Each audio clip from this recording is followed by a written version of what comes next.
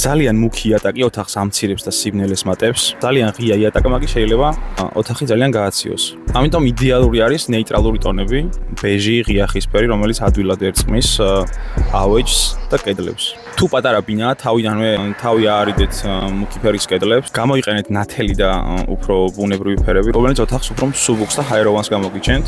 რაც შეეხება ჭერს, სტანდარტულ შემთხვევებში ჭერი უნდა იყოს ღია ფერის ან თეთრი. ამ შემთხვევაში ჭერი უფრო მაღალი ჩანს და მეტი სივრცე გვაქვს. თუ დაბალი ჭერი გვაქვს და მუქ ჭერს გამოვიყენებთ, ამ შემთხვევაში ჭერი უფრო დაბალი გამოგვიჩნდება, სივრცეში უფრო შევიზღუდებით.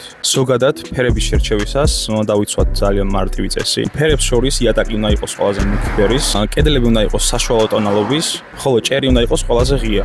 ნებისმიერი სახის ინტერიერში ქმნის ბუნებრივ და ჰარმონიულ ბალანსს, რაც შემდეგ აისახება თქვენს ხასიათზე, განწყობაზე და ასე შემდეგ. მეტი საინტერესო რჩევებისთვის არ დაგავიწყდეთ ჩემი არხის გამოწერა, ბევრ საინტერესო ინფორმაციას გვირდებით.